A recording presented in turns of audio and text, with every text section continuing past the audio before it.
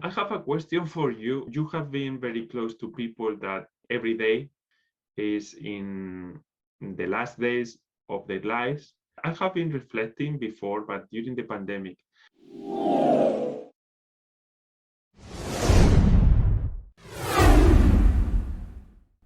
we know that when we born, we are gonna die at some point, but nobody remind us about that. It's like you are gonna be eternal on this earth, and then that situation about a virus, a cancer, an accident that can put in risk expectation to be more like eternal, and yes, disappointed us, and then we have to put all our angerness in somebody. The culprit would be God. I have no faith, but when the bad things are happening to me, the culprit is God. Like the life is temporary. And the person that if I could be the principal of a Catholic school, I probably will put it the topic like every year remind the small kids that we are gonna take advantage of the time that we are on the earth, but we are temporary. And then it's not to fear, it's just to enjoy more, to have better relationships.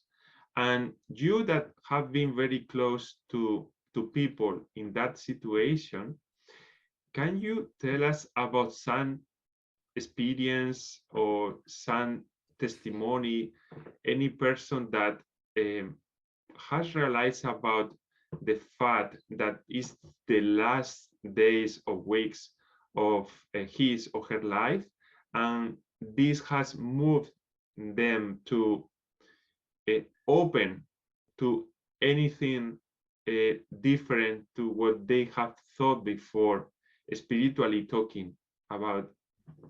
I could tell you a million stories, but three in particular.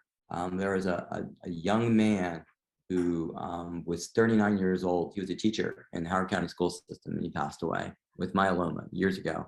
And the weekend, probably within a week of him passing, he was in the hospital. And on Monday, I said, "So, how's your weekend?" He goes, "Good." He goes, and he just goes like this, "Been reading." I go, "What are you reading?" He goes, "Daniel." I go, "Oh, I love Daniel." I go, "You've been reading a lot this weekend?" He goes, "I'm reading a lot. I have a lot to catch up on. I have a lot to catch up on and not a lot of time." So, and he was a very joyful person. But he just realized that he needed to spend the rest of his life just building and nurturing his relationship with God. So on a different level, there was a man named Bill who passed away with lung cancer. He was in his early 60s, and we were around, and I was there, and his daughters were there, and we were sad because we were seeing him suffering. And he goes to us, "Why are you sad?" Just like that. He just like almost rebuked us, like Jesus said to Peter, "Get behind me, Satan." You said to him, "Why you are sad?" He said to me, "Why To am I you. sad?" He said to his daughters, "Why are we sad?" So he's the one that's dying of lung cancer. And then he explained, because you don't understand. I have a strong faith. I know exactly how this is going to end up. I know exactly where I'm going. I have such an intense faith in Jesus that I'm not worried at all.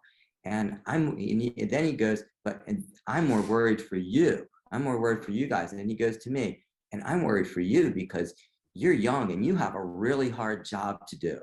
So, and I used to hear that all the time. People of faith, they would say, "They're dying and they're more worried about me and my staff because we have a hard job to do," quote unquote. So to me, that's like, and then the third one, and to me, the ultimate walk is another woman who was suffering with metastatic advanced breast cancer. And she would come in while she was getting treated in our office. She would just go and sit with people and talk to them and read to them, bring them donuts and pastries. And she was, and just espousing her faith to them. It was amazing. So yeah, but I have stories galore like that. People are amazing. I mean, people who really have been smitten with the Holy Spirit, they can definitely make a huge difference.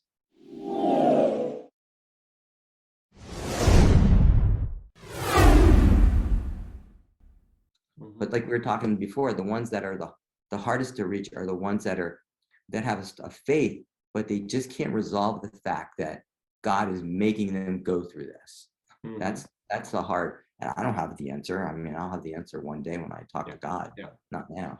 Yeah, I have not the answer either. And when somebody asked me that question, I thought, what I can tell you is like, I'm following Jesus, and Jesus was murdered. He was dying on a cross. Then he was the Son of God for me that I believe. Then if that happens to him, why is not going to happen something bad to us? But this is not the end of the story. The end of the story, did Jesus resurrect, open this big option to be eternal, but without pain, without suffering? It like after our body is like death, yet we can still continue living this relationship that we have created here on this earth. Like this faith is a relationship that we start here. We have the time to create a good relationship, to go to heaven and continue the relationship without interference. It's like when you are talking in Zoom, WhatsApp, it's different when we go to dinner and we hug each other, right, Nick? It's a little different. Then for me, it's the same. Like the prayer here of my relationship with God is like, okay, having some touch of what could be, but at the end we will know later.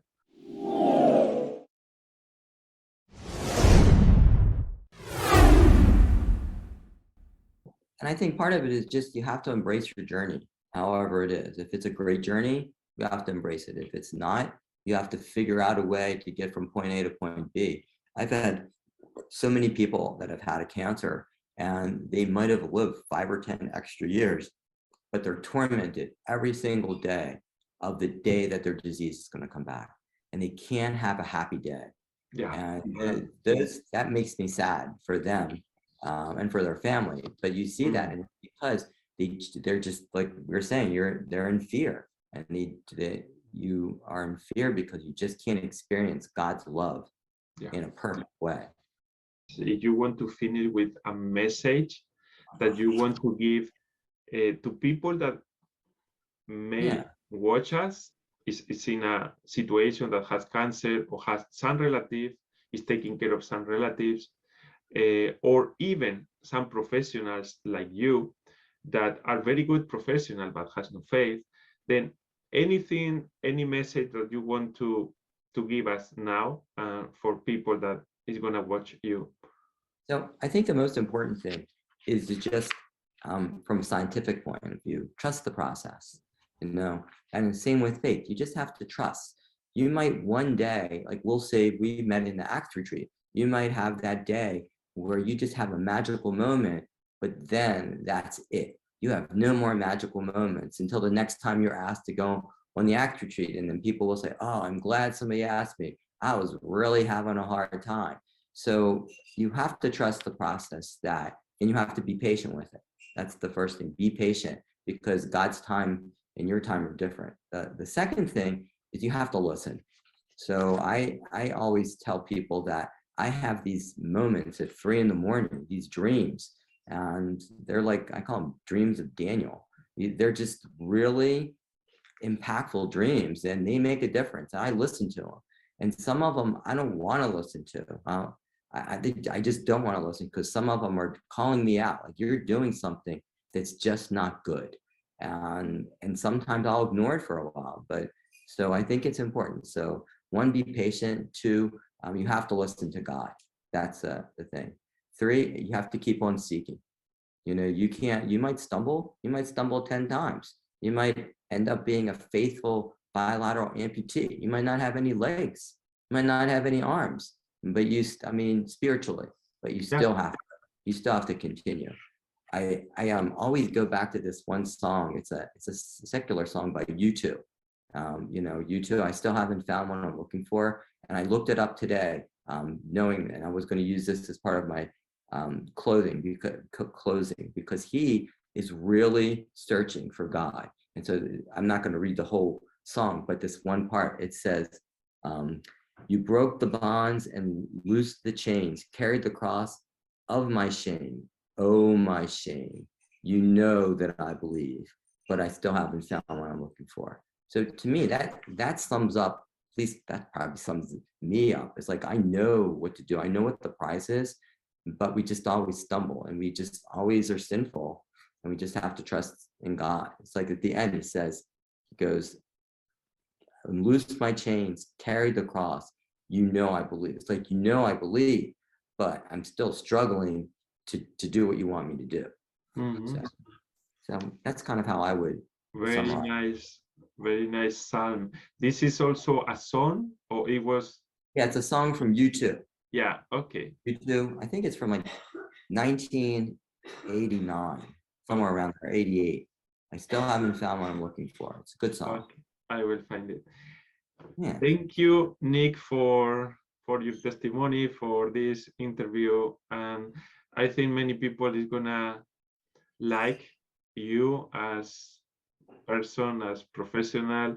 I met you, as you said, for the people that don't know, At Retreat is a special spiritual retreat that we had in our parish, and we met there, and it was this connection that God gave us, and is the brotherhood that we can understand, because it's no blood, is just the faith that join us, but is a really strong relationship. And this is one of the big gifts also from the faith. It's like that we are not individual persons living our faith in our house, praying my daily personal prayers. We are community, and we felt brothers and sisters. And I didn't feel that I am alone with our family in this country. Yes, I have a lot of family that God has gave me, and Nick is one of my good brothers that I have. Mhm. Well, and then to go to the next point Mhm. is, from what you have done, you have to surround yourself with people that can build you up. You know, you pray for those who you want, who you want to help you, who you want them to open their hearts up to God. But you have to surround yourself with people that can make you stronger in your faith. That's key. Yes. Amen. That's that.